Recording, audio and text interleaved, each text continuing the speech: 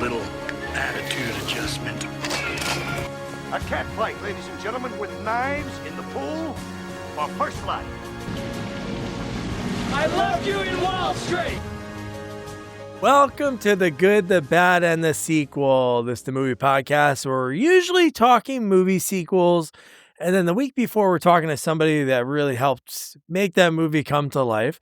But it's our two things we're celebrating. We're looking back at the year that Jamie calls the bad movie year, which I semi-agree with. And also our 400th episode. So we're going to talk mostly about 2025, look back at a little bit of 400. It's obviously we're not talking about all of them because then that would take a very long time, but we have a big catalog for you to go back and check out. But before I talk about some of the nominees that I have for each of mine, I guess it's really not nominees. We just do Mount Rushmore and then we compare. I got to introduce you to my partner on this sequel watching journey to 400 episodes. Wow. Jamie, how are you? You know, Doug, I'm doing great. Glad the year's over. And you know, when you said the good, the bad, and the sequel, the first thing that came to my mind is this year it should have been the bad, the sequel. The bad, the sequel. Because I mean, when you gave me the list of categories that we have to, put together, and I'm looking at all the movies we did this year, and I know one of the categories is, the good movies. Mm-hmm. I struggled to find. Oh, there's two that are. I would say there's three that are easy on there. I'm assuming we have the same ones. I'm sure. But it definitely was, compared to other years, like the ones that I picked stood out over the other ones, like by far. So. No, I agree. Yeah. And I have to tell you, you may see a common theme in some of these. That's all I'm going to say. Okay. So we'll get into it in a second, but real quick, to just look back at 400 episodes, is impossible really we actually talked about it a little bit last week. We looked back at oh my God, thinking about because we were talking about Jamie Kennedy, of course. Somehow we talk about him a lot. And then even the AI on Riverside.fm where we record, it thinks he's Jamie Kennedy because it calls him Jamie Kennedy now instead of Jamie. But it is crazy to look back at the beginning, getting Jerry Minor. It was I think he agreed while I was watching the Super Bowl, holding my daughter who was just born at a friend's house. And I remember sending the screenshot and oh my God, Jerry Minor said yes. And then I interviewed him that week. And then Jason Kravitz, the late great Tim Lawrence, special effects artist, which I think is wild because sadly he passed away later in 2019 at the end of that year. And his niece, every time around Christmas, she goes back and listens to that interview because he really didn't talk about his time in the business. This guy worked on Ghostbusters, Beetlejuice, so many amazing things over the years, and worked with Rick Baker on the Thriller video. So he's in the video and he did the makeup. So I don't know really where I was going there, but just thinking about how we were there and then some amazing memories along the way. Is there anything that really sticks out for you when you think back to what we've done? Oh, yeah. I mean, I think earlier this year, I went back and listened to, some of our original. Our early tapes. The basement tapes. Oh, my gosh.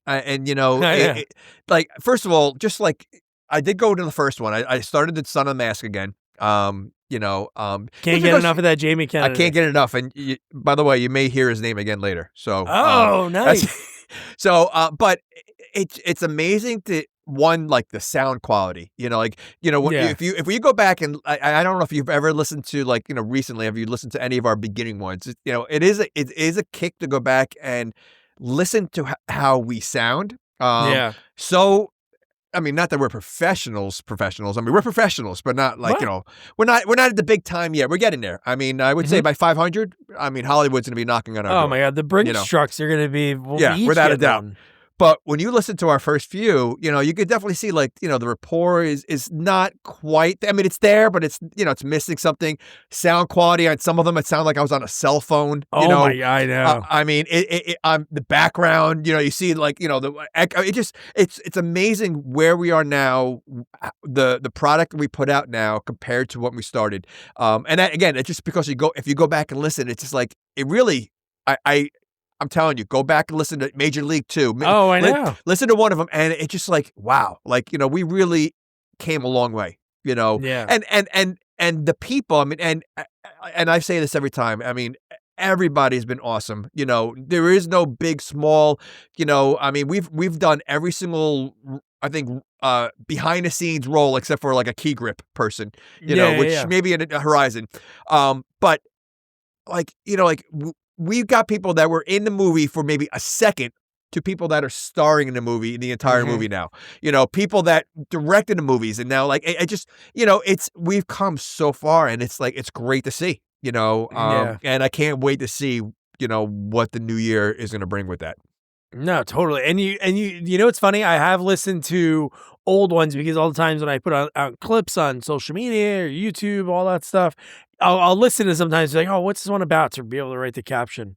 And it's like it is funny to hear the quality. But what's crazy was like COVID, horrible thing that happened was so big for us because we were like, oh, we should like do it over video, you know, because we were doing that for like Zoom games and stuff.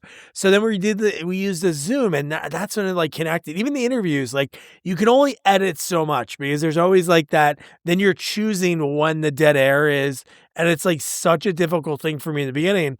Now we don't have to really even edit because our flow with us. And then even for myself with the conversations, it's so good to be able to know like, okay, this is where they pick this part up, ask this question.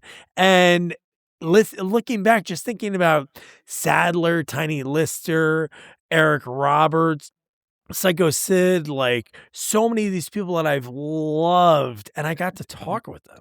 But, and I say this all the time, no video. Like, I wish we Oh, I had know, I know. because there are so many good clips also of our reviews. In the beginning, there's so many good clips, but it's only voice and no Pictures. video. Yeah. And it's you know, obviously it's not the same. I just, you know, wish we knew because we did interview so many, like you said, a lot of big names amazingly our first few years and didn't have video of them, you know? Yeah. It's because So, everybody was shut down. yeah. And we got people like when I got Sadler that time, that was really early on. That was the first year. Yep. And that was like, I feel like we talked to, who did we talk to before that? I know Tiny, definitely. But I feel like that was like the first maybe big name. It was. But I remember when the lady is like, oh yeah, he can talk in 2 days. I remember like, I was so nervous, like instead of being like, hey, use this thing for the good quality, like listening back to like that being on Google Voice. And it's like so gargly at times, but it's like, that experience, like talking to him was such a cool thing. And the Death Wish, like you getting the giggler that time early on in 2020, and then that connection a year and a half later with our buddy Chris Bronson. Bronson tweets 9 on Twitter. Dude, and then we did that reunion and How awesome had is that? everybody, and it was unreal. Unreal. And, you know, speaking of Sadler, what's also cool is, you know, we've interviewed a lot of people that, you know, I've seen them go on other podcasts, you know, like Vanessa Angel, Sean Cannon. Oh, You know, Cannon. I've seen them on other podcasts. Like, you know, they go on, you know, they're great. They're great people that care about their fans and they go on and they love talking about their career. But I never see any Vernon Wells. I never see William Sadler. I never see, and we got these actors that normally don't do interviews. Like I don't think I've ever seen William Sadler on a talk show, right? You know, like Vernon Wells. Like you don't see them, and so the fact that we got some of these bigger names, Eric Roberts, you know, like names that don't normally do podcasts and stuff, I think is very cool. Yeah, You know, no, it was awesome. You know, so yeah.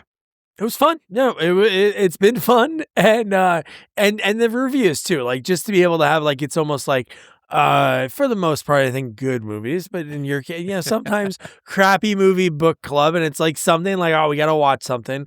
Because to be honest, it's hard to watch things nowadays. Honestly, I'll start a movie. It might be the greatest movie in the world. I fall asleep and I'm like, do I really want to finish that or do I want to attempt something else? This, I'm like, I got to watch it. I got to take good notes. I got to pay attention. Or the interviews, I'm watching these rando episodes of Renegade or something. Well, for this, we did it. But like for interviewing somebody, it's like a lot of fun to go back and watch those. Well, you know, something else you just said, you know, literally just and I feel like they don't make too many good new movies. I mean, I literally, the other day, we put on, I think, 3 movies in a row that I threw off. Oof. My family and because my wife doesn't like watching old movies. I'd rather Tremors watch old 4, movies. Tremors 6, No, Tremors no. 7? This Oh, was okay. like, again, one of them. Like I just watched one. What's inside or something like that. What's in the inside? And I know people like that movie. I thought we threw it off. It was just too whatever. And like there was another one before that we threw off. And I'm like, I told my wife, I go, I prefer watching an Alfred Hitchcock. I prefer watching an older suspense movie that I haven't seen. I just saw To Live and Die in L.A. just recently. Oh, yeah, right? yeah. Never saw that one, right? Yeah, 80s movie. But I'd rather see those movies than anything new. So I think I got her to say, listen, we could try these new movies, but we threw 2 off in a row. Let's go back to old movies. So and one last thing before we get started. Even though I keep saying they're bad movies, I know for the majority of the bad movies, you do like them. And I think the podcast would be very different if we both liked all the movies we watched. Oh. Right. And I think that's, to me, this is what makes the podcast more entertaining, is that when I say I don't like them, I literally don't like them. It's not an act. I'm not trying to, I don't like them, and you do like them. And so that makes good discussion. Right. If we just keep talking about how great the movie is, it's, and that's why sometimes when we do a good movie, it's hard to review sometimes because it's too good to, we're just talking about the facts, right? You're not like talking the Chris Farley show. Oh man, remember when you were in the Beatles? That was awesome. Yeah. And before we start too, this has been awesome. And it's so cool that we started this, and you reached out to me. I think it was like this. I think it was right when Emerson was born. You're like, yeah, we should do a podcast. I'm like, yeah, but it's got to be like something different. Like, we both love how did this get made. So it was like really cool to be able to put this kind of like challenging caveat to really do what we did for so long. I think it was like the only time I didn't put one out was when Jack was in the hospital. He was in the NICU. Obviously, everything's fine now, but that first month, that was so hard. And that was the only time I didn't put one out. But prior to that, it's really hard to have the interview. Like, us recording is easy. We could do that any day. But to get somebody that is interested and wants to do it, it's really cool. And then it becomes this machine, sort of like SNL. Like, we're every week, I know there's something we're doing. Editing interviewing somebody, or watching something to talk to you, or inviting friends on, like Nick and Chris Egan and Andrew. Andrew wasn't here this year, but we got to have him back. But like, find new people. If you're a listener at Sequels Only, let us know some sequels you'd want us to review, or if you want to jump on it, it'd be cool to have different people to bounce things off of. We've done that before. We've had a couple of so yeah, we had some good ones. Pete, man, remember how good Pete was? He was that podcast we went on. Man, I don't even know. We just talked about sequels on their podcast. Was he the one we did Exorcist? No, Exorcist with? Exorcist too. Yeah. and he showed up as a priest, right? Yeah. So yeah, I mean, there's listeners that want to come on. I mean, shoot a message, and absolutely. So, and now let's kick this off. So, looking back at this $3.99, great. Now we're in the here and present. We're in 2016 when you're listening to this. Let's kick off the sequels. I think the sequels is a good. It sounds like a kind of a disease, maybe. I don't know. Hey man, I was hooking up with Charlie's cousin. Man, I got the sequels now. I got to tell you something. I think you used that same joke for the past 4 years. I don't think you realize it. Yeah. Oh, yeah. No, I do realize. That's my go-to when it's something that has like an ease at the end. Even with my kids, I'll be like, oh man, that's a really nasty foot fungus. But yeah, so let's get this started. So Jamie, what first category? We can't it's got to be something that's okay. Obviously, we got to save the worst and the best for last. Okay. So how about top 4 sequel characters? How about that? Okay. All right. I'll go first for this one, and you go first for the next category. Sounds good. All right. So, so my first one, where are we? Is a new favorite for me. Okay. And I don't know if he's going to be on your list. It's an odd choice for me. Okay. But I think out of everybody, I got news to you. Some of mine are really two of mine are kind of odd, but this one to me stood out. I enjoyed this character more than any character I saw in any of the movies this year, and I'm going with Pepe. Pepe, that's good. And we've been sending Pepe stuff back. Oh, the crowd loves it. The crowd loves it. Pepe, tell you, the first nominee of 2025. I didn't know much about him. He's kind of a newer Muppet. But watch and again, that movie was a little tough one to watch, but he stole every scene that he was in, and you really forget the way he talks is amazing. It's amazing. Yeah. Oh, that nipple. Oh gag. my gosh, it's hysterical. So to me, and if you can outshine Gonzo like he did, you're a star. So I'm going with Pepe number one. Pepe put Rizzo out of business. He took over the Rizzo role. Rizzo is good, but Pepe blows him away. I know. By far. It'd be good to have a Pepe and Rizzo road trip movie. That would be Them two together would be really good. All right, cool. What's up? What's next? Oh, well, you're not. Oh, you want to go back and we'll go back and forth. So how about we do? Yeah. No, that's true. Wait, so you're changing the category? I'm not changing the category.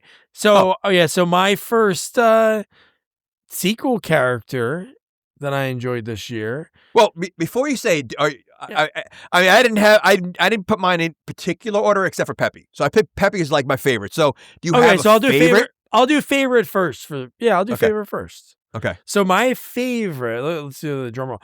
And my first top 4 sequel character of 2025 is Barky. Barky from Neverending Story, who was like a Catskill comedian. I think I'll take a rain check. Oh my God, I forgot about him. Classic. Barky, I loved him. That movie, for as bad as it was, the puppets were amazing, and the characters were ridiculous in that movie. And maybe you'll see them again later on my list. Okay. Maybe, I don't know. If you're gonna have a video for Barky, you gotta have one with the nipple and Pepe. I know. I used that for our clip to look back at 2025, all the sequels we covered that I posted on socials. Okay. I tried to pick a clip from each movie. That was the one I even tried to look to see if I had that. Okay. For when we did the review, but the only thing I had was the chicken woman. Okay. All right. You're right. Okay. So number 2, again, now the rest of the 3 are not in any particular order. This movie was okay. It wasn't a great movie, but I think this character nailed it. This actor nailed his role in a bad movie. And I'm going with Will Sasso as Curly. Whoa, Will Sasso. Take a bow. You're 100%. I mean, his impression of Curly was spot on. And, taking the movie what it was, I think he made it watchable.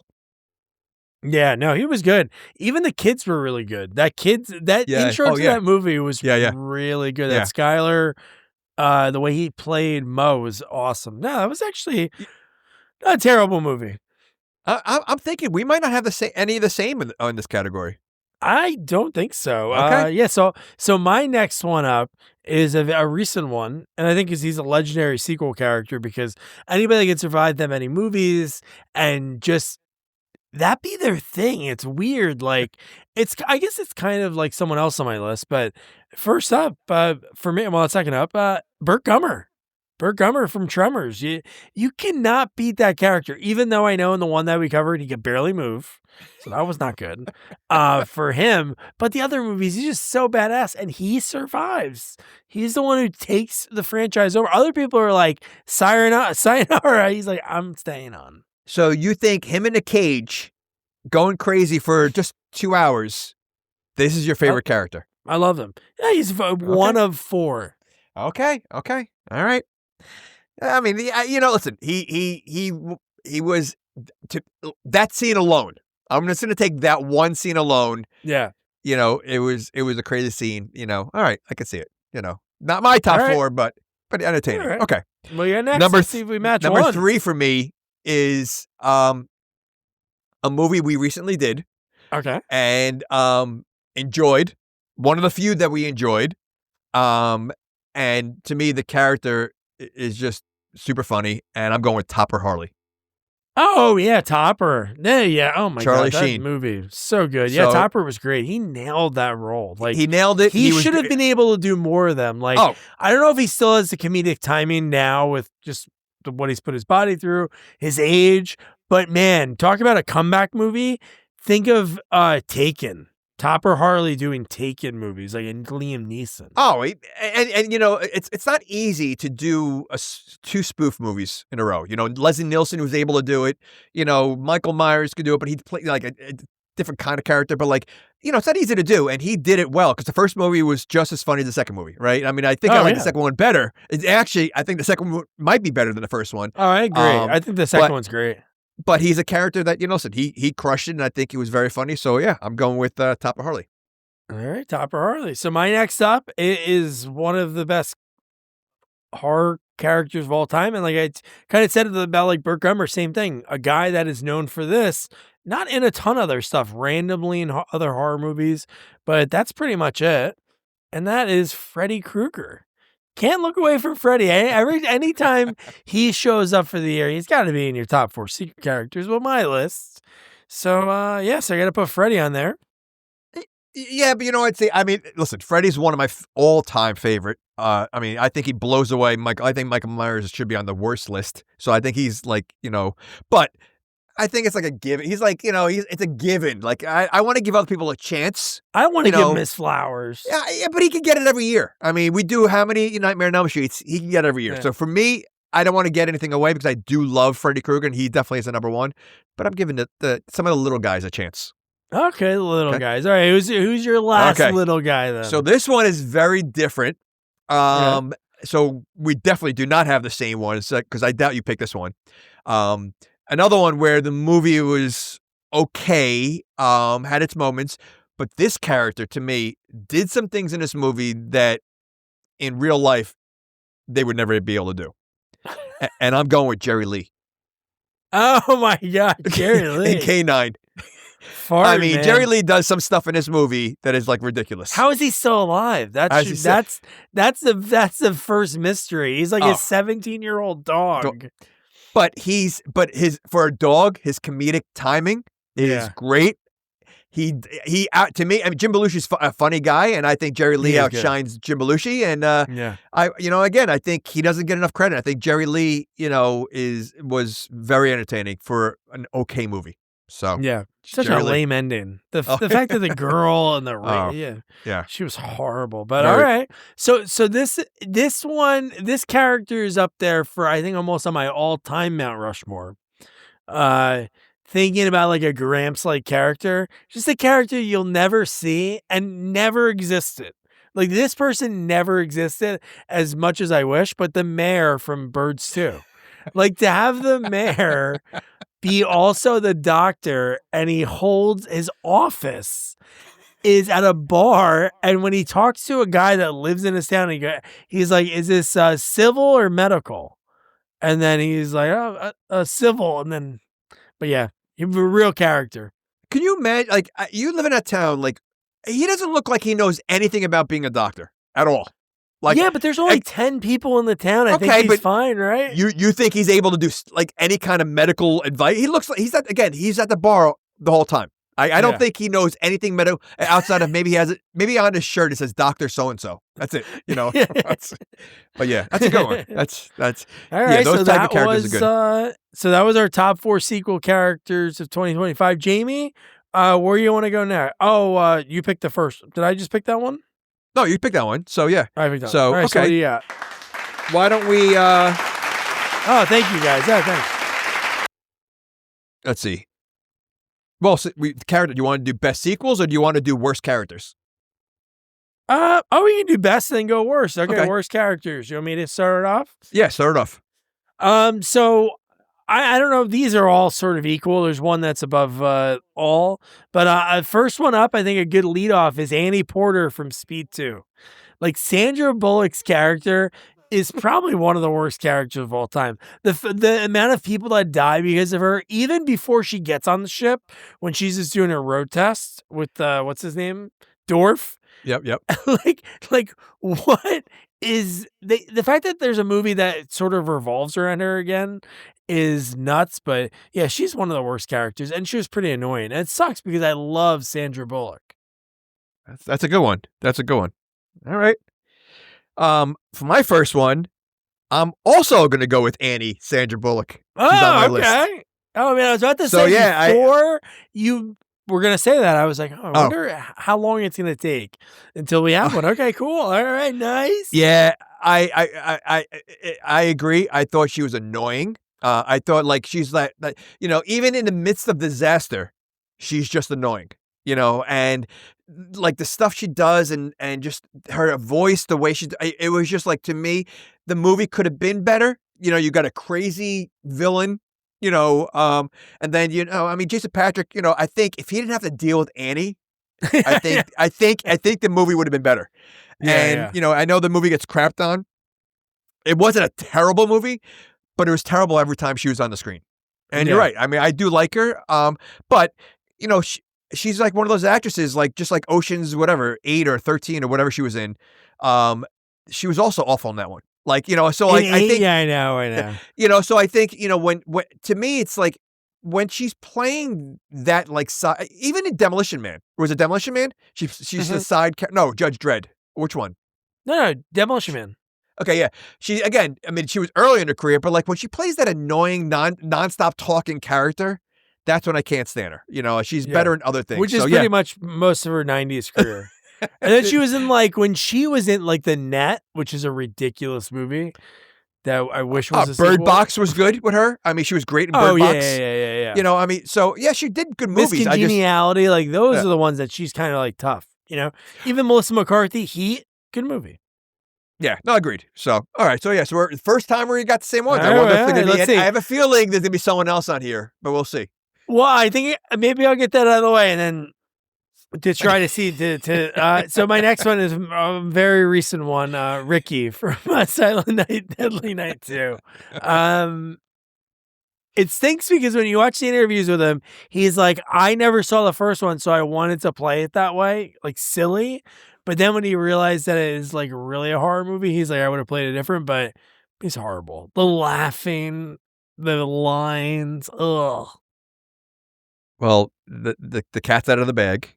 I also have Ricky on this list. Okay, I want to disagree with that statement because I think he tried to act it out as a crazy guy, and then he's backtracking when he sees how much he's being made fun of, and now he's making an excuse for his acting because he didn't have a great career, and if I think that's just his way of justifying it because if he was a good actor, I think he would have had more roles. I just think his eyebrows were. Oh my gosh. His eyebrows going up and down. His facial expressions. He's like. Garbage day! So stupid. So corny. The way he talked, the way he acted for no reason. And the fact that he had these memories that he should not even have. Because they're someone else's memories. Like, yeah. Awful character. Like, I would say I put him up there with the other Ryan Bryan guy. Like, so far, those are the two. Like, when I thought he was the most annoying, I think Ricky might top him. Like, it's very close. All right. So back to back, man. The crowd is loving this. Oh my God, they're going back to back. All right, let's see. Let's see if we can tie another one. The next one for me, the Imp from Sorority Babes 2, the slime bolorama. No, you didn't have the Imp. The very creepy creature? Okay. No, I mean, you thought he was annoying? He was worse. He sucked. And he also looked horrible. On, man. Like, I mean, he looked terrible. Ginger Dead Man was light years better than the Imp. And that's not saying a lot. And that's not saying much, no. So, no, I didn't have that. So, well, I might as well get the cat out of the bag on this one.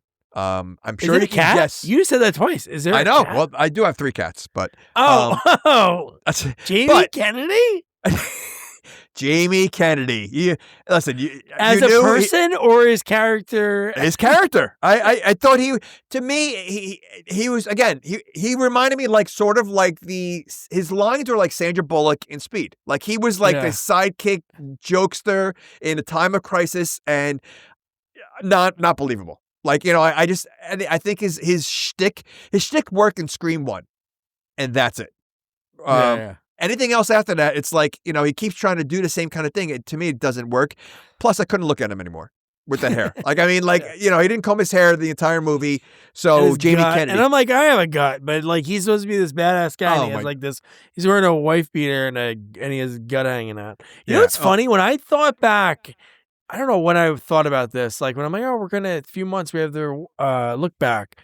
And I'm like, there was a character that I thought I was number one for me, but maybe it was a movie. I don't know.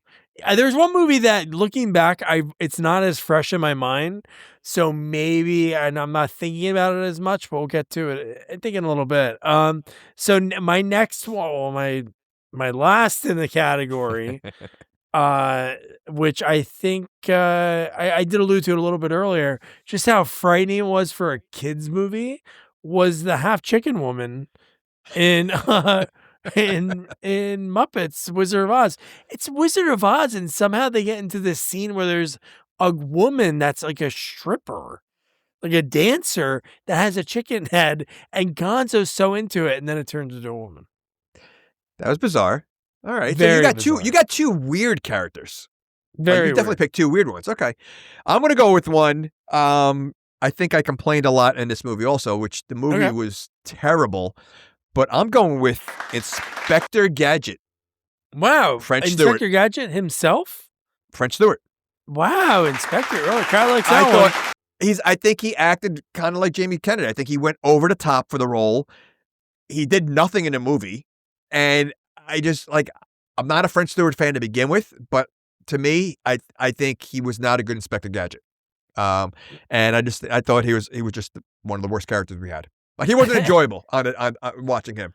I think that his niece or whatever was a better character. Oh, she was great, and then she went on to be in a bunch of stuff after that. So, but it was funny when I was looking for the clip for a movie for that movie, and then the fact that that movie was supposed to maybe get, like, I think Alex mentioned it was supposed to get like a wider release, and then they were like, oh, let's just do it.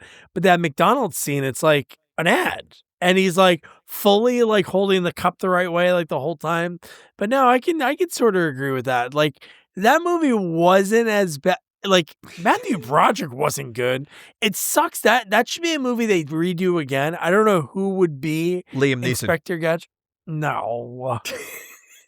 He did Naked Gun. I could see. You know who could probably do it really good? What's his name? He's probably older now, so it probably wouldn't be as good. The guy that does Mo from The Simpsons. Hank Azaria. Oh, yeah. Because he's tall and he has that, like I'm saying, it looked like the cartoon, like as close to the cartoons again. I guess so. He has like that kind of moon head. He looks like, what's his name? The moon, Doug Jones as the moon, the McDonald's After Dark. Yeah. I guess. I don't know. I think there definitely, Matthew Broderick was definitely miscasted on that not one. Good. And I think French Stewart also. I think, maybe French Stewart has a little bit of the look, but his acting is just awful. And so, I don't know who could do it, but it's a shame because it should be a good movie. Like they could, it's a good character. So, yeah. I know. They rebooted a cartoon like 10 years ago, but now that'd be cool. Yeah. So, next category I'm going to go with, we talked best and worst sequel characters. How about we sandwich that in between? We look back at the top 4 interviews of 2025, which, wow, what a fun year. Like, even though the obviously the movies, these people do sometimes amazing films, just the sequels they do, it's just not great for some of them. And I agree. I think we got some big names this year. And a lot, a couple of them made my list. So I'm going to go with the first one is Antonio Sabato Jr. Yeah, that was great, man. I think, first of all, I mean, and the ones I'm picking, I've talked to all of them also, and not even just setting them up. I've talked to them after the interview was released, before the interview, just kind of pick their brain a little bit. And they're all very humble. They're all very, friendly. I love the fact that he wanted to fight Jake Paul. I know. He was probably so happy. Oh, when he got his jobber. And you talk about an act, to me, I know he was in a lot of kind of B movies. He was in soap operas. I think he could have done more. I'm surprised he didn't do more. Like when you listen to the interview, he's an all around guy. He wanted to do his own stunts. I mean, when he talked about the stunt where he drove the school bus or whatever, I think into the wall or through a wall or something like that. Like that's cool. And the fact that he he is very cocky. He thinks he when he talks about his boxing, he's like, he thinks, which he may, at 50 years old, he might, I know he's like 51 or something like that. Yeah. But the fact that he's just an all around actor that can do all these things. And I think, even though the show or movies aren't great, he can still act. He's a good action guy. And I think he could have done more. So No, he was cool. No, that was a good way to kick off last year. No, my first one was, again, a lot of times when you go in, you don't think like, oh, what's going to be? I know obviously people are always going to be kind because they're taking the time to do this. And because of how long it took to finally get time with her was Monica Schnarr. Like when we first started reaching out to her, I think it was like 2022, and it was always like, oh, let's do it. And the one time she like flaked and she was just like, oh, I don't know. Maybe she just didn't want to talk about it. She does like real estate now, but she was doing like Sports Illustrated, like swimsuit at like 16. And then we talked about her time in Turbulence 3, heavy metal that we covered as well. And working with Arnold. So she had a cool Arnold story. She was just so fascinating. She loved, I think, talking about it because, you know, a lot of the times people we talk to, some aren't still fully acting. They're going to the next thing. So when Jamie finds them on Instagram, it's like, wow, you know what? I haven't talked about this stuff for years, or maybe they're in another facet of the industry. So it was really cool for her probably to take that time to look back. And I thought she was pretty cool. no, definitely. I mean, yeah, no, and I have two here that good chance that you're going to have them both on your list. So I'm going to get them out of the way. So one, right. I'm going to go with Rhonda Shear. Yes. Okay. And to me, again, I mean, just like a lot of people, I watch their show all the time, right? You know, so when we find someone that, you know, we remember back in the day kind of thing, you know, and then you get them, it is pretty awesome. Just that alone. But how many people have we gotten? We talked about, you know, some of these people don't get interviews, you know, like Vernon Wells or Sadler. I mean, she was on Johnny Carson.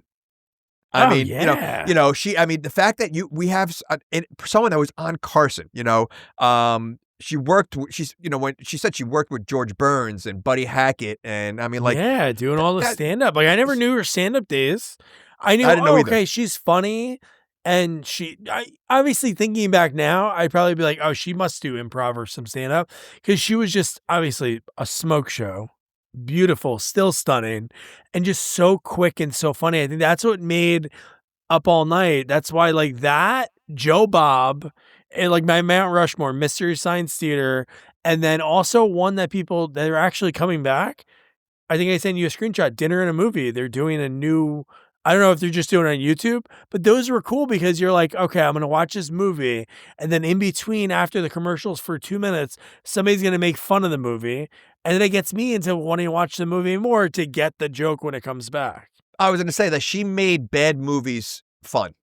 Right, to watch, dude. You know, and then, you know, what made me laugh also is I believe she said she was shy or something like that. Like when she was saying like, yeah, I'm kind of shy. I go, she ain't shy. I mean, some of the outfits she wore, and, you know, like, so yeah, so it was a thrill to have someone that I remember watching when I was younger.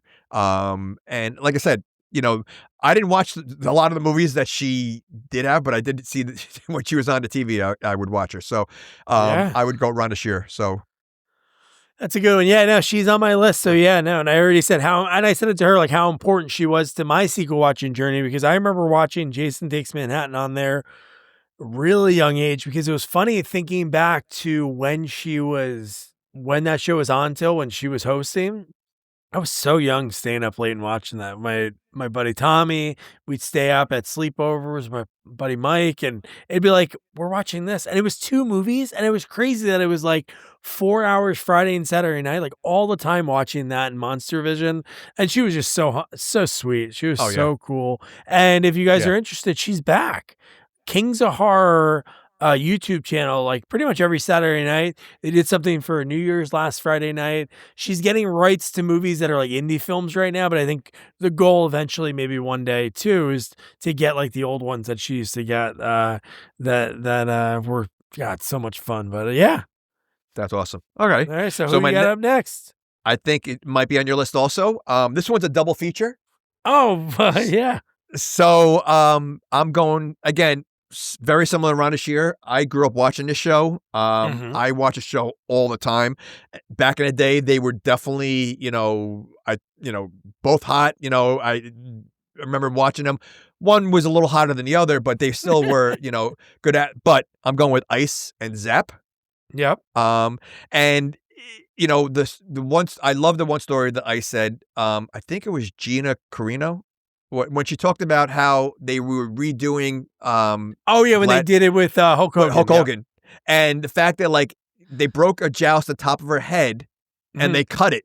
Where back in the day they would have showed everything, right? Like it was like, oh yeah, they cut, and then when they cut back to it, she had a joust, like a full, so like one. You know, it just shows you how gritty it was back in the day when it first came out. Like, I mean, like it's when you watch and the reason I reached out to both of them was because of the documentary. Like, you know, like as soon as I watched the documentary, I'm like, I wonder what they're doing now. Let me reach out to them, and sure enough, they both got back to me, and which was pretty cool. So, and then even Zap, I mean, I watched her. I mean, another one that she was on Leno, I think. You know, like she was a bigger name than Ice. I think. You know, back she was in the world of that. Correct. Like correct. Ice just went back to it and then won that one in San Diego, like the week after I chatted with her. But yeah, no, she was like getting up to that, and then she found Gladiators. Yep. Like Ray was already like in that world, like being friends with the Barbarian twins and going to Gold's Gym. So no, I know. Yeah, and then I she agree. saw, and then she recognized it. Yeah, no, and again, she's another one that I think was on the show with Michael Richards. Like, I mean, the fact that you know these people are mingling with big names. Yeah. But I also like what also stands out is I saw the movie Skin Deep when I was younger with John Ritter, and she had a big funny scene in that movie. So I remember her there. So yeah, but again, nostalgia, like American Gladiators back in the day was just like.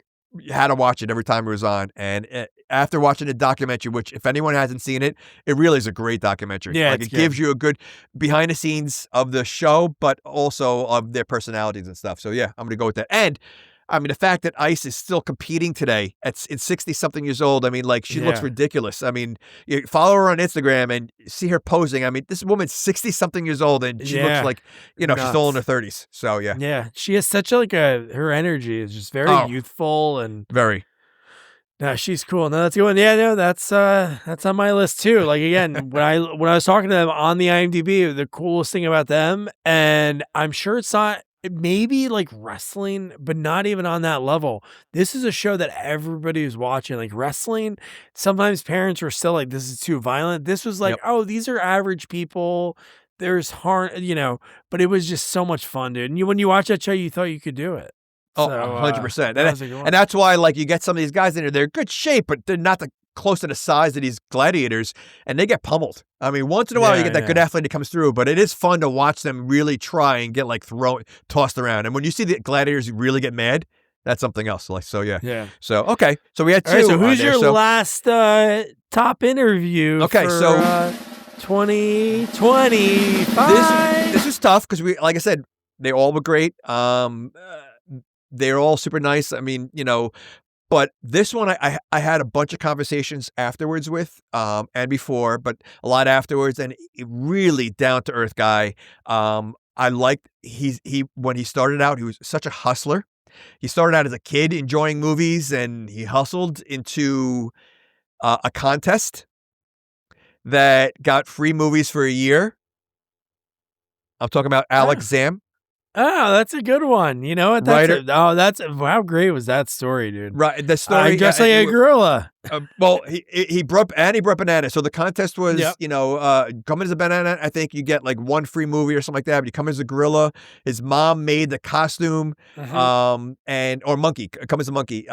Mom made the costume, which probably didn't even look like it because it was a monster costume. And the guy wouldn't give it to him. So then the father had to go there. And then he eventually got movies for a year that he said he was going to movies 5 days a week. And every time he went for popcorn, he says, Monkey Boy will have popcorn. But when I was talking, you know, he was super humble. He's a guy that really enjoys doing sequels because he likes the challenge. You know, and that's why like I feel bad, you know, making fun of Inspector Gadget. And I think he knows a lot of his movies, you know, are not great. But they're great enough to be put out there. And, you know, this is a guy that started off as a young kid who's, again, enjoys what he's doing, but enjoys the challenge. And again, super humble guy. I mean, like you talk to him, he's like talking like he's best friends with you. So that was one of my favorites this year, Alex Zam. Yeah, no, totally. No, that's a good one. And he sent me a Christmas card, and he sent me these. This one's to me, to Doug 2025.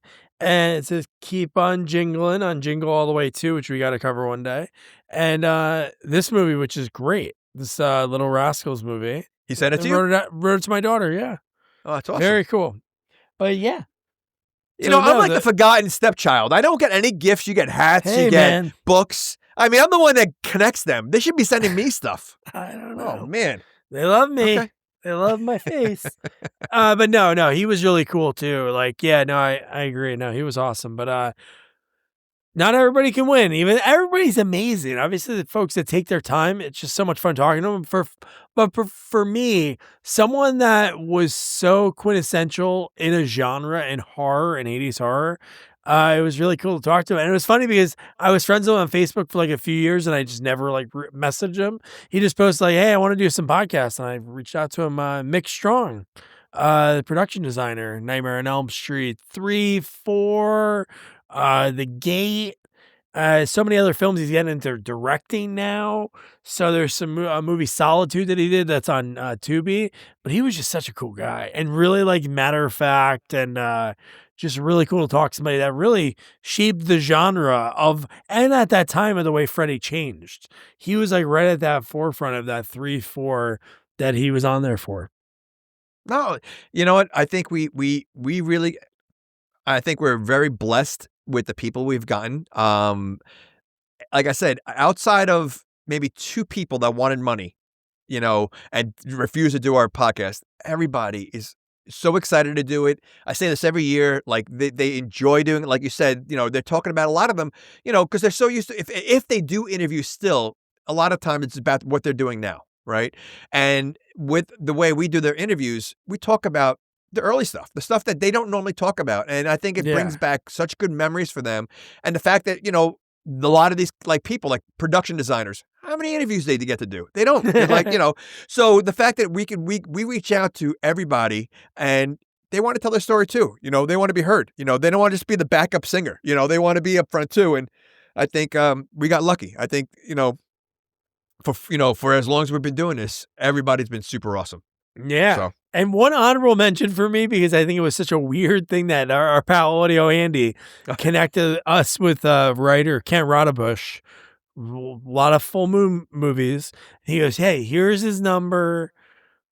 His name's Kent. It's not his real name. He'll let you know if you can use his real name. He calls me, and on Apple, it comes up his real name. On my iPhone, Shane Bitterlin, which he said I can use his name, but Shane Bitterlin, he used his uncle's name. His uncle, he didn't like it, or his uncle that was kind of silly, but yeah, Melody K. There were so many people. I don't want to go through all of them, but so that's that category. So what do you want to tackle next? So all right, so the characters, interviews, best songs of 2025. Okay. Now I'm going to guess 2 of them you're going to have.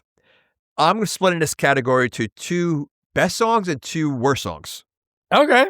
I think it's whatever. I don't think these are best as in the sense of like just, I don't know, the top songs. Well, yeah, top bad songs. or good. Well, I mean, these are the ones that stand out for me. So I'm going to start with the 2. Well, I'm going to start out with the ones that I think you're going to have. So to make it easy. Okay. So the first one is a best song, and I'm going with Doc and Dream Warriors. Oh, Dream Warriors? Yeah, of course. How do you not have so that, I mean, Doc and Dream Warriors? Even to this day. All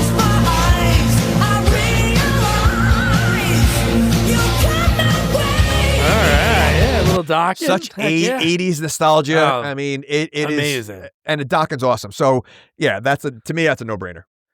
Okay, that's a good one. So the next one is, I think maybe you'll nail another one I have. I'm going to do one that might be a little different that maybe you don't have, because I was trying to look back at the year. There was definitely a song in a movie that I'm just not clicking with, or I didn't save it to play when we were doing the review. But I wrote down any Slade Craven song. Do you remember the guy that sang in Turbulence 3? He was the band that Razor Electric? Was that the name? You have that? I have it. Turbulence 3. It's called. I had to look it up, but it's because I don't think it's called Razor Electric. Wow! So now, folks, now that we got those 2, this might be wow. There might be a. Well, it's like a. No, it won't. It won't be, because I don't think you can have my other good one. Oh, My- okay. All right. The other good one, I had to research because I couldn't think of the songs, and so I was going through some of the movies and like I'm like looking at soundtracks and the movies. I'm like, oh, they did this song, and then I looked up the clip and I'm like, okay, so I'm gonna count that. So so I'm gonna do the other one. I think you're gonna have. Okay. And it's from a terrible movie, and it's called Meaner and Greener Oh, dude. from really? Frogtown 2. Oh, baby.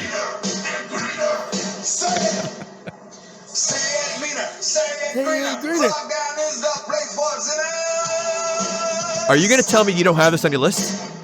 Of course I do. Oh, 100% I do. You know which song I wish I had too? I didn't want to use two from the same movie. There's that other song about like killing frogs in another montage. It wasn't the band. It was like another long when they showed them driving for like hours in that one scene. Okay, so wow. Right. So we're now at 3. So you're telling, all right, so You're not going to have this one. okay, so I have that, of course. So you want to reveal yours? Okay, I so will. what's your? And like I said, because I totally I don't remember songs and movies, so then I was gonna be like, well, maybe I'm just gonna do the Mission Impossible theme. That's which is cool, but like, yeah, I'm like, all right, that's a cheesy way out. So I literally looked up soundtracks, a bunch of the movies, and then this one came up, and I'm like, you know what? It's an awesome song, and I'm gonna go with it. Okay. So. This is from I Still Know What You Did Last Summer. They were singing in the car with the radio blasting, and Freddie Prinze with his buddy right before his buddy died. And it's Here I Go Again by Whitesnake. Oh, nice. And there's a clip of it. The crowd likes it. Oh, okay. And that song is awesome. So, like, although they're singing in the car along with it, so it kind of ruins it. But, yeah, that's what I came up with. So I'm assuming I missed one that you're gonna say. I think this would be the one that I'm shocked when you said horrible sequel. That's what I'm like. Okay, I think he sort of liked this movie. But Is there one in Slimeball? Alex make a lightning. Heavy metal thunder. I forgot about this. Oh my gosh. Wait, you not forget that this is, it's not even like a line. He sings the entire song with his baby when they're motorcycle riding. And it's the end of the movie credits. Can I tell you, when I saw that movie on the list, I'm like, I don't remember this movie. Like watch it again. I really didn't remember it. And I'm like, what am I, like, it's got to be something bad. Like, did it make my worst movie? But I don't remember anything. The only thing I remember was Jack Black. Okay. Right. And that was the only thing. So like, I didn't remember the movie. So that's why this would have made could have been a clean sweep. So do you want, how about we do, all right. So that was pretty good. I like that you had some good ones on there. So that was our best songs of 2025. Do you want to do worst sequels? Okay. Then do ridiculous scenes as a palate cleanser and then finish on top and then do some kind of like looking at 2026.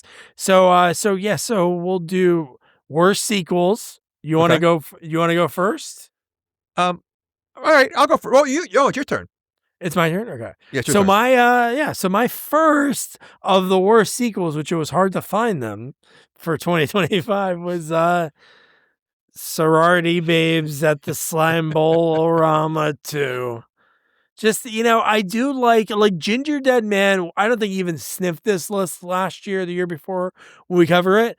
This was just so bad. It was. And it was just so short. It's not like I needed more of a bad movie, but just get close to the 90-minute mark. This movie was like 1:07, and the imp was terrible. Like, give me something. Like, if you're gonna have crappy kills, give me Jack Frost too. At least great one-liners and creative kill. The acting can be terrible, but yeah, this no bueno for me. Well, I got the same one on my list. Wow. Clearly, bing, bing, bing, bing, bing. I mean, this is this is one of the few. I mean, there were a few movies this year that I sat through like not entertained at all. Like sitting back, I'm like, come on, like how much longer we got? Looking at the clock, how much longer? It was just bad. It was cheesy bad. I mean, we've done cheesy bad, but every time we do another one, I'm like, it can't get worse than this. And sure enough, it gets worse than this. So yeah, this was on my list. This was a terrible movie. Definitely on my list. All right, great. So we both have that one. You may have one more. I don't know if you may have two more. This might be almost a clean sweep, but I don't think you're going to have my fourth one. Okay, so I'm going to go with my next one for suspense, because I know you have this one on your list. Silent Night, Deadly Night 2? I don't. I can't believe I don't. You know what? Oh my gosh. Now that I know, I'm now I'm mad at myself because when I was looking at this, I think when you gave me the list, it was, on the bottom because it was the most recent, that I probably overlooked it and looked at all the other ones. I'm so mad because that might trump the sorority babes, because I mean the added fact that I watched the first one first and then watched that one made it so much worse. You're like, and you know what? Honestly, maybe that's the thing. Like, maybe the movie isn't as bad if you don't watch the first one. Like, if I didn't watch the first one, would I hate the second one as much as I do? Probably not.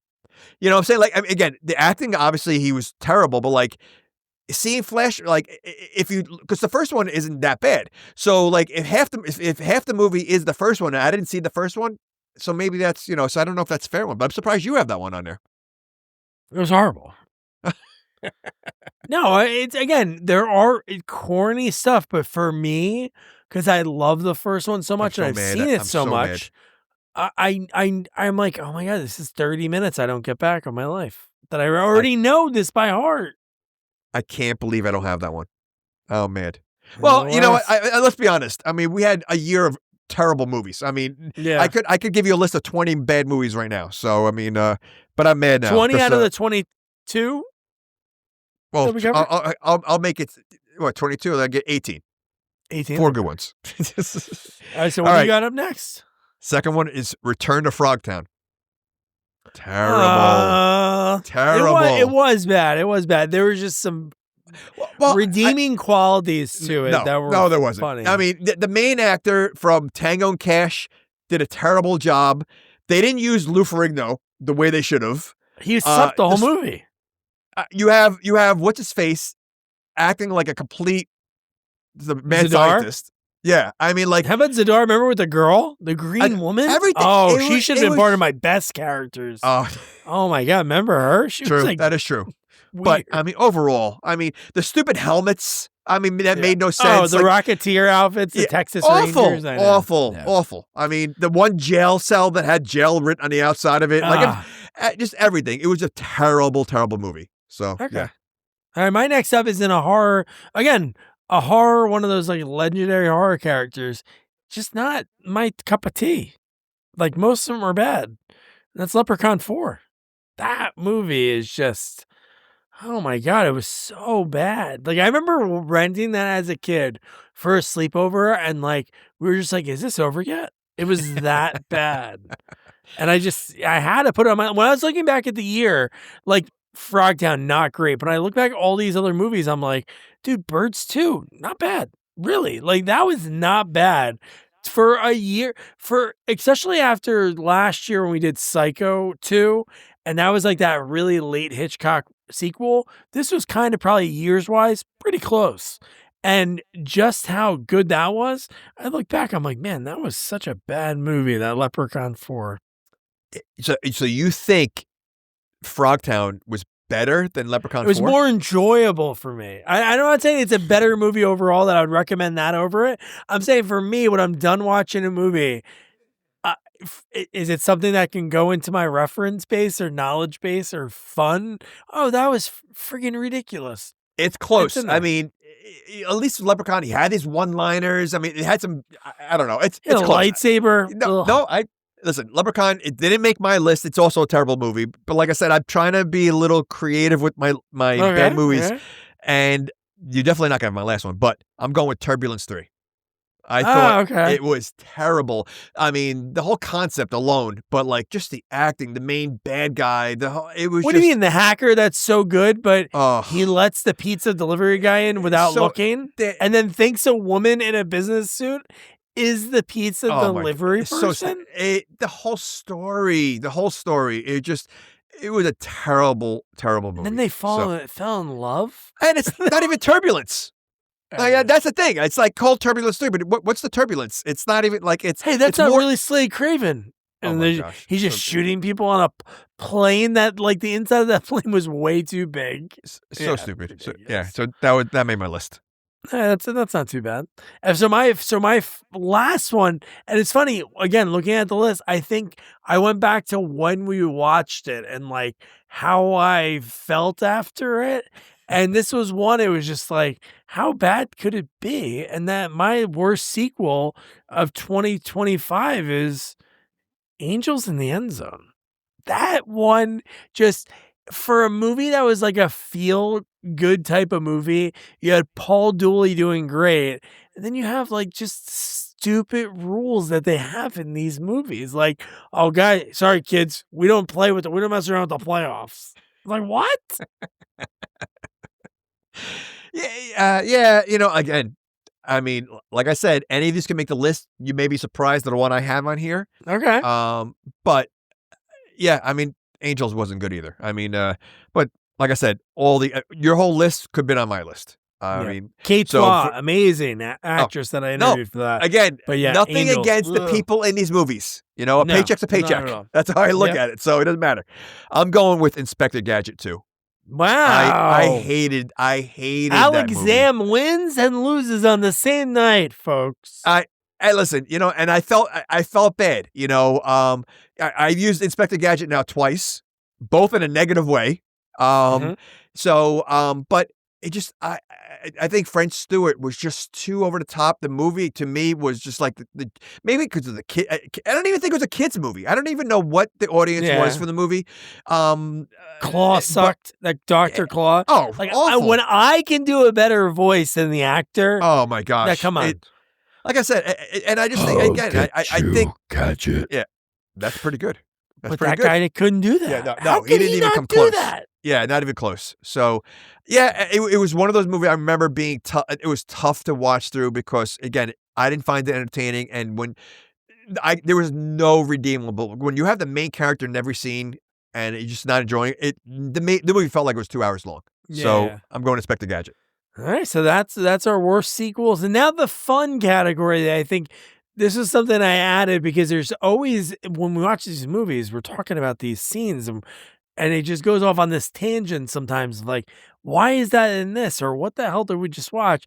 So looking back at 2025, this is our most ridiculous scene. Okay, so I'm going to go first. Okay. I think you can have this on your list, this one. Okay. So it's a more recent one. It's a ridiculous scene. It's a crazy scene. It was an enjoyable scene. Okay. I'm going to go with the underwater fighting in Renegade Fight Cage. I got the bikini pool night fight, Renegade. I think that if I don't usually rank these because we're doing like more of a Mount Rushmore, but that's the first one I wrote down because that's the first one I wrote down too. That's the first one. And because it is so insane what it was. And it's a shame it was on a show like Renegade that, who knows, how many people seen it or whatnot. If you're a Renegade fan, you watch all the episodes, but not everybody watches every show that's out there, right? That's a scene that should be in a movie, like in an action movie. Oh my God. With the villain, with the same guy, with Luigi. Oh, the guy who was even the 5-second clip I used in our look back video of clips from all the sequels that we covered that I posted on social media. It is amazing just the way he presents the girls and he's like, first blood. Oh my gosh. Yeah, it's insane. So underwater knife fight. First blood. Very cool. I mean, it's a cool scene. I can see it in like a Van Damme movie, a Bruce Willis like movie, like, even Lethal Weapon. Like, they go to the bad guy. But it was a shame that it was in a show like that because it was totally movie worth. But yeah, that's my number one. That was the first thing I wrote down.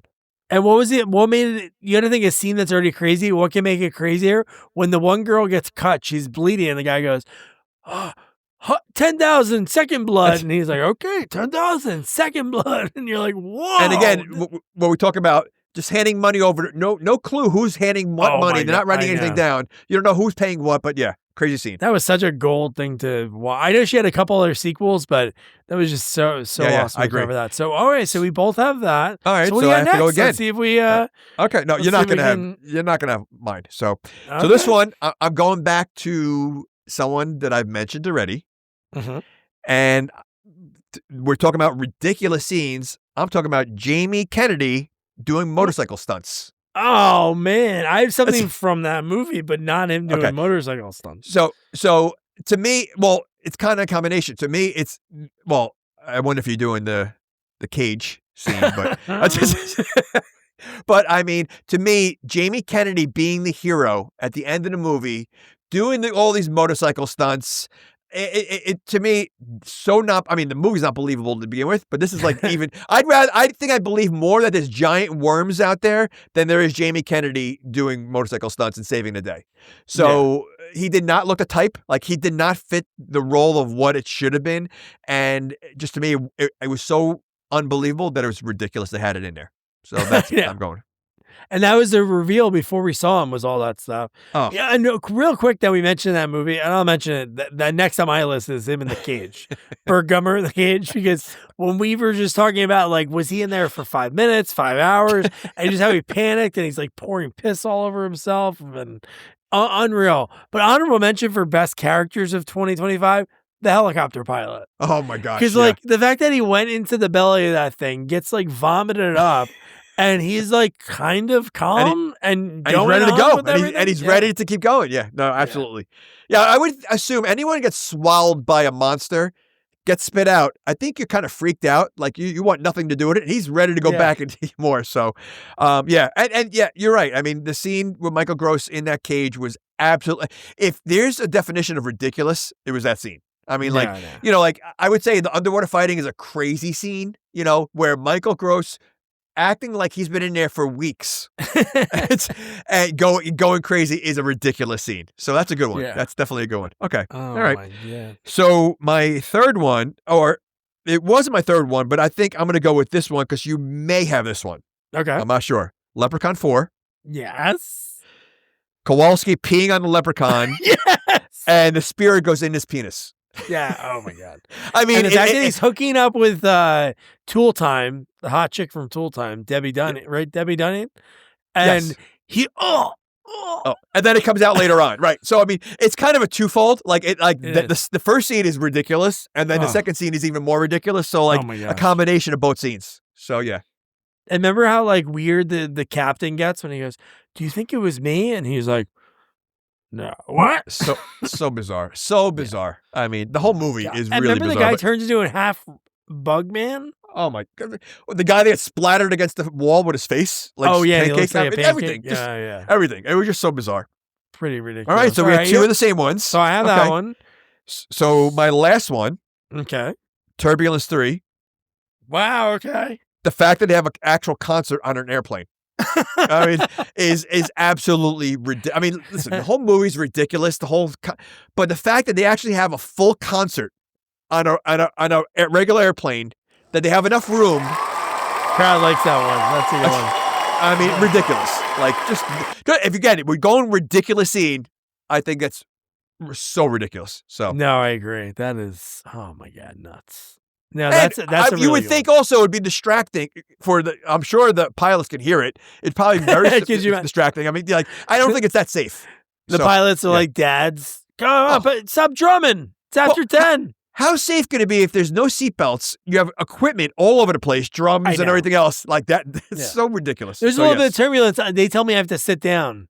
These people are not sitting down. They're in a wide open area, and you have all that equipment speakers flying around. Like they should have showed a turbulence scene with all that equipment going all over the place. They should have, but they didn't. Even though the movie's called Turbulence. Yeah. Okay.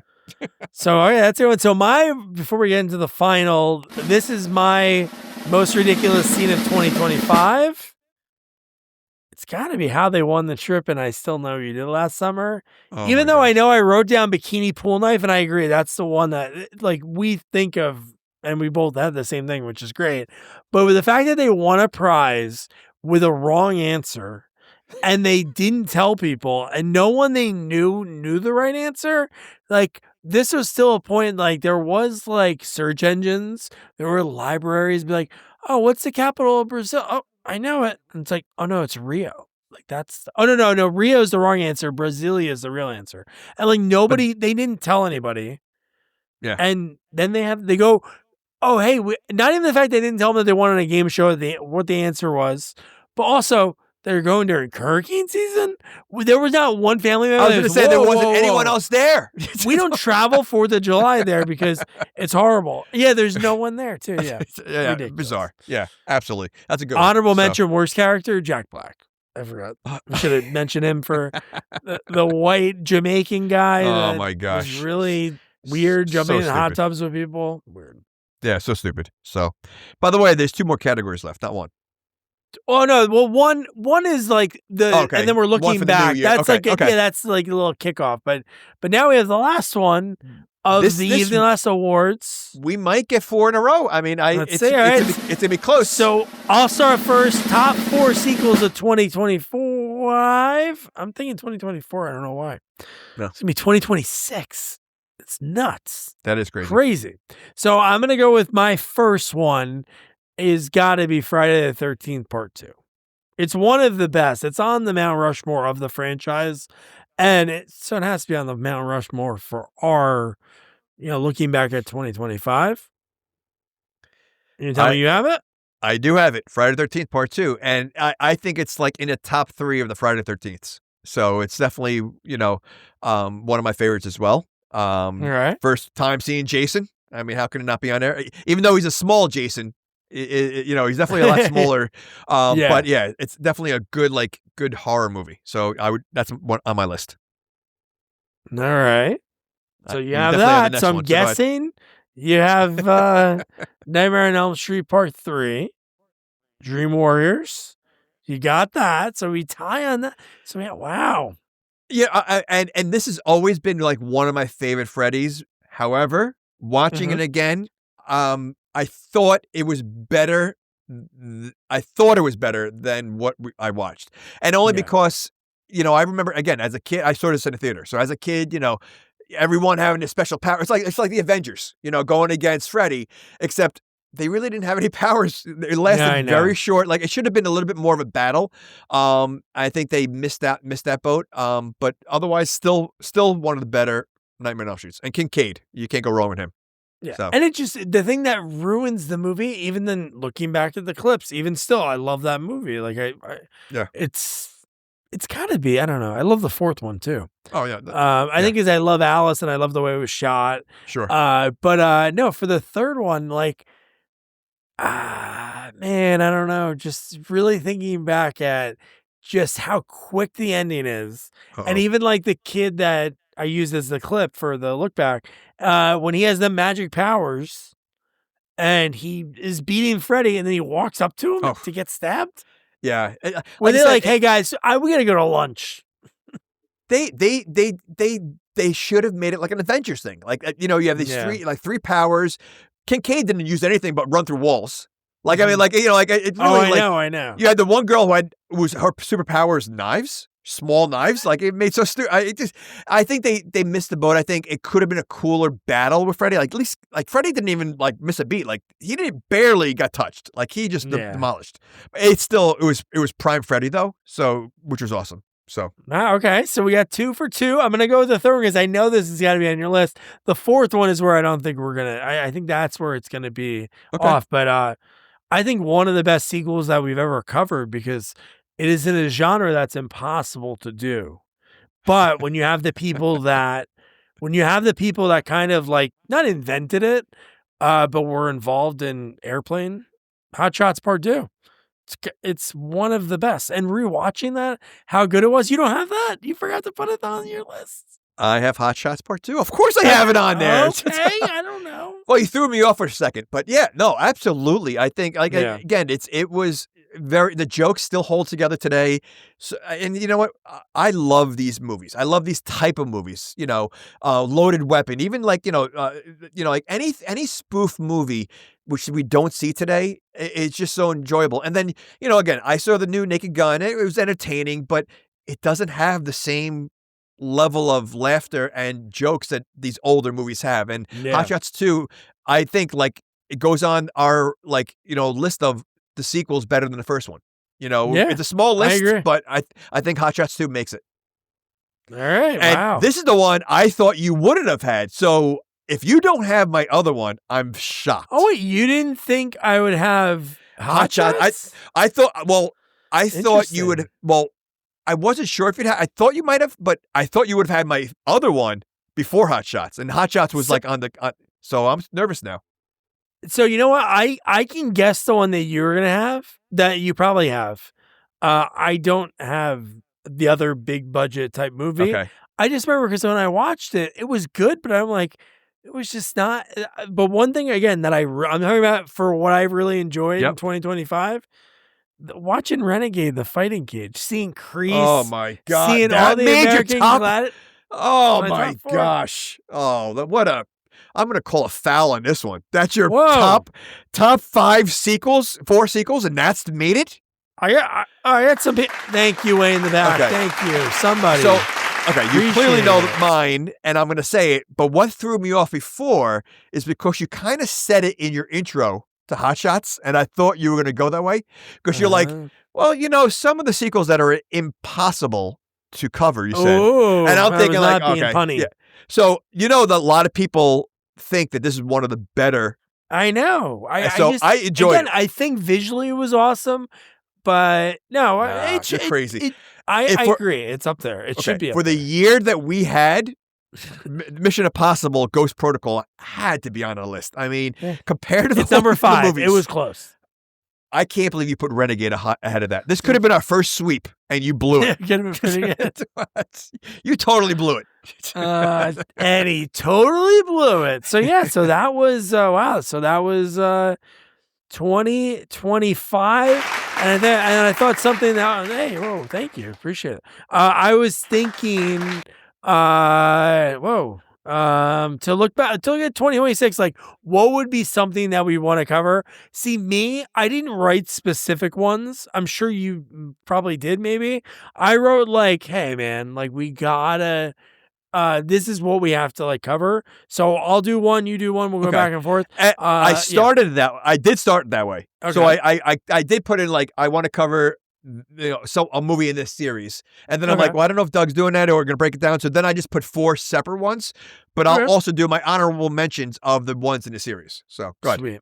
So a Planet of the Apes sequel. I think that was one. That might just have to be one of my unlimited hall passes that I used 25.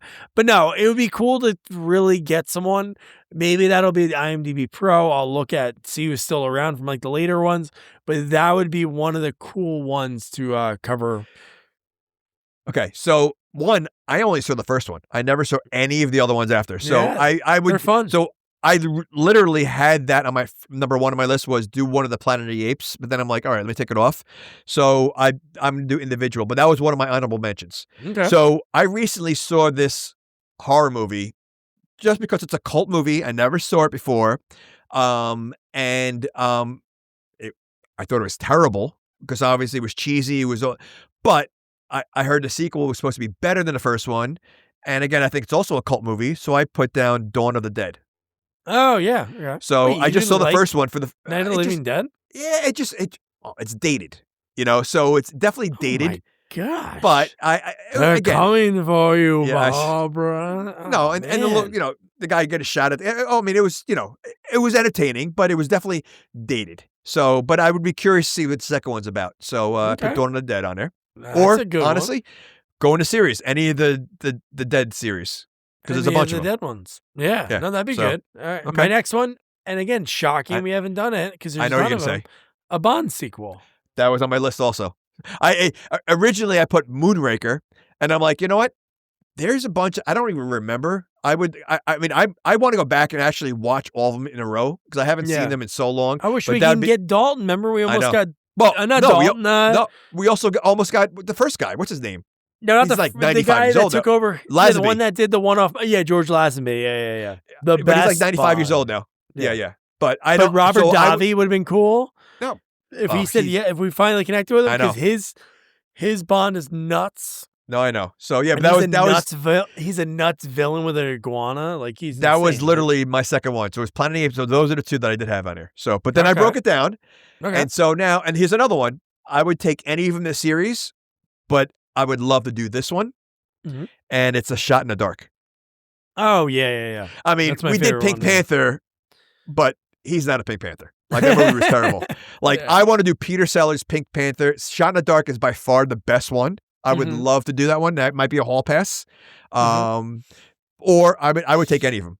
But that's on my list. No, that's a good one to cover. But yeah. I would say, I mean, my honorable mentions, that counts as, a sweep so far. So I think you may pick the third one. So we'll see.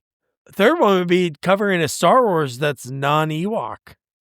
So we've only done the Battle of Endor, where there's no Endor. There was no battle, rather. And we got, what's his name, dude? Diabetes as the lead hunk in it. It's funny. Like, I focus on so many of these bad movies that I rarely reach out to the good movies. So maybe 2026, I'll try to mix it up a little bit. And maybe we could try to get a couple of, like, classic, like, Bond, some good movies. Newer Star Wars, even like the prequels.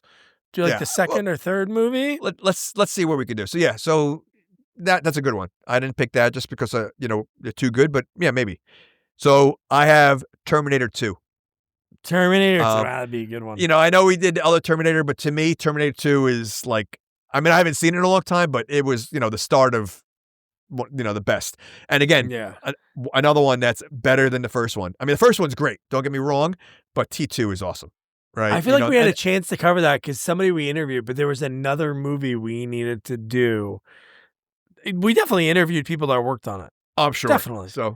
But I think Terminator 2 would be a gold one. That's a great one. Because who did I talk to? They talked about the story about the plane crash.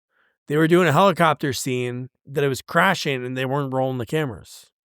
So they wasted a decommissioned helicopter they paid to blow up, and there's no footage of it. But yeah, that's a good one. Okay. T2 would be good.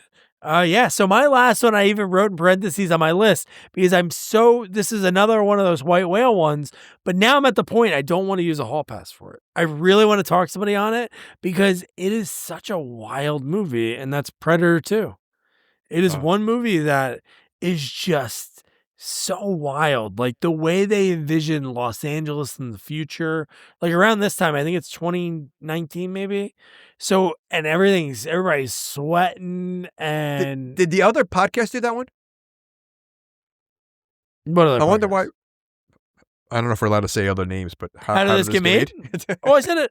No, they never covered Predator 2. Okay. I mean, I think I reached out to some people back in the day. I reached out to everybody when I had IMDb Pro. I almost got a former adult like Playboy model who in the late 80s was in a bunch of movies and she plays like a prostitute in that movie. Never got her to commit. But Predator 2, man, would be cool. No, that'd be going. Okay. So for my last one is an oldie. And I don't remember the movie as much, but I love the first one. And so the second one has to be just as good. I'm going Smokey and the Bandit 2. Oh my God, that'd be good. That Smokey and the Bandit. I think, like a movie like, this one thing that, you cover these action movies or like horror movies, there's a lot of, a movie like Smokey and the Bandit 2, it's all character driven.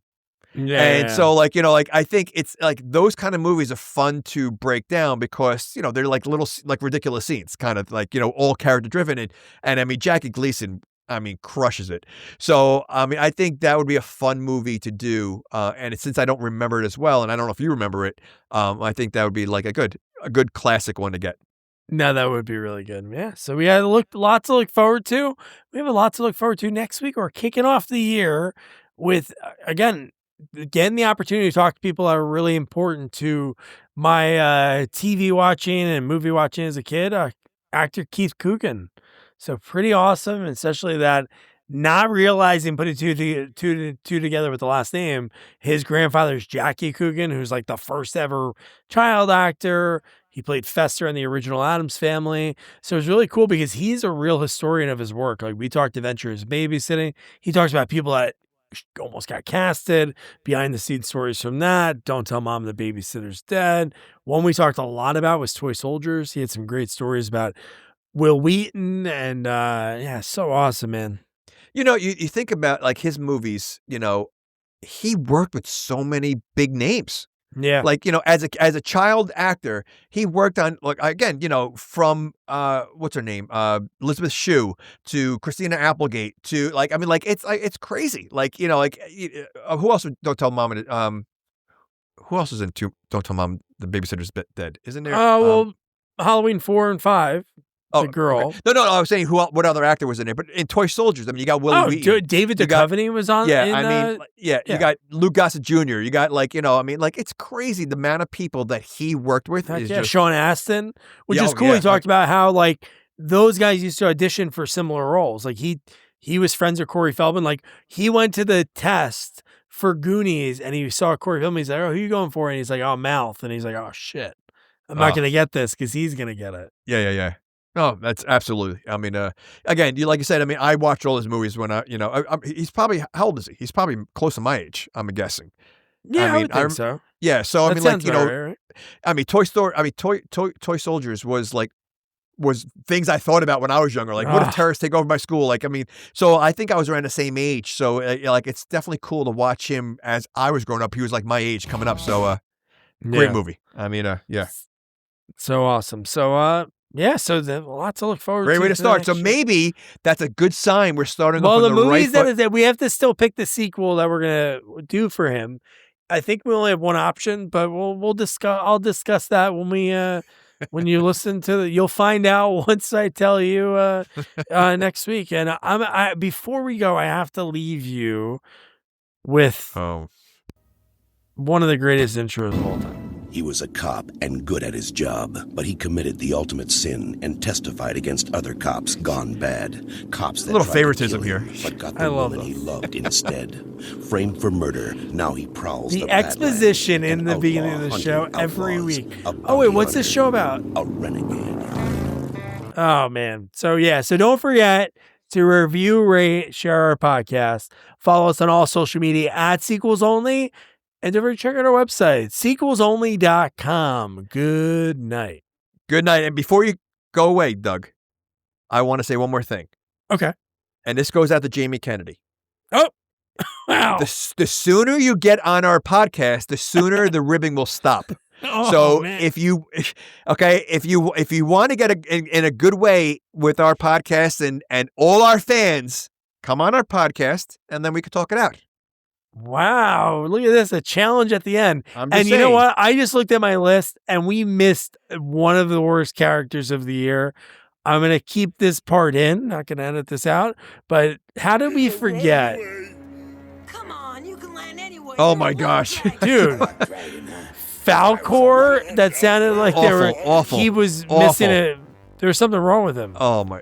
How did we forget Falcor that couldn't speak? I know. He was definitely off. So that was man. yeah.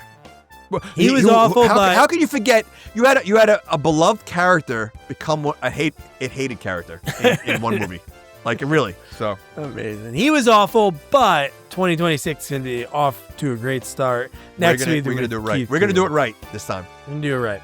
Good night. Good night. Good night. Good night, guys.